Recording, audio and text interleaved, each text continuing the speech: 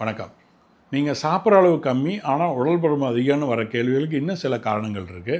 அதில் மிக முக்கியம், நீங்கள் சாப்பிட்ற உணவில் மறைந்திருக்கும் கலோரிகள், ஹிடன் கலோரிஸ். நீங்கள் ரைஸ், ஃபுட்டு, ஃப்ரூட்ஸ் இந்த மாதிரி சாப்பிட்ற அளவை மட்டும் பார்த்துட்டு, இதில் தேவையில்லாத கலோரிகள் ஆட் பண்ணுறது உங்களுக்கே தெரியாமல் இருக்கலாம். ஃபார் எக்ஸாம்பிள், அடிக்கடி நீங்கள் வெளியே டீ குடிக்கக்குள்ள அதில் சர்க்கரையின் அளவு மிக அதிகமாக இருக்கும். ஸோ அதில் சர்க்கரை இல்லாத காஃபி டீ குடிச்சிங்கன்னா தேவையில்லாத கலோரி இருக்காது. அடுத்தது ஜூஸஸ், அதில் சர்க்கரை நிறையா போட்டு கொடுத்துருவாங்க உங்களுக்கு தெரியாமல். ஸோ லிக்விடாக பழங்களை சாப்பிடாம, திரவ பொருளாக சாப்பிடாம, ஜூஸாக பண்ணாமல் ஹோல் ஃப்ரூட் சாப்பிட்றது நல்லது. மூன்றாவது நீங்கள் சாப்பிட்ற டைமிங்.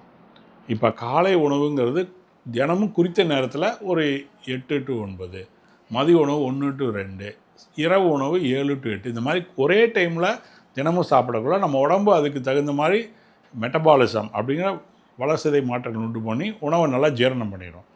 நீங்கள் அடிக்கடி லேட் நைட், குறிப்பாக 11 மணிக்கு மேலே, காலை உணவு 11 மணிக்கு மேலே, இந்த மாதிரி 2 மணி நேரம் 3 மணி நேரம் லேட்டாக சாப்பிடக்குள்ள நம்ம உடம்பு அதை ஜீரணம் பண்ணுறதுக்கு மாற்றங்கள் ஏற்படும். இதனாலே உங்களுக்கு ஒபேசிட்டி அதிகம் வரலாம்.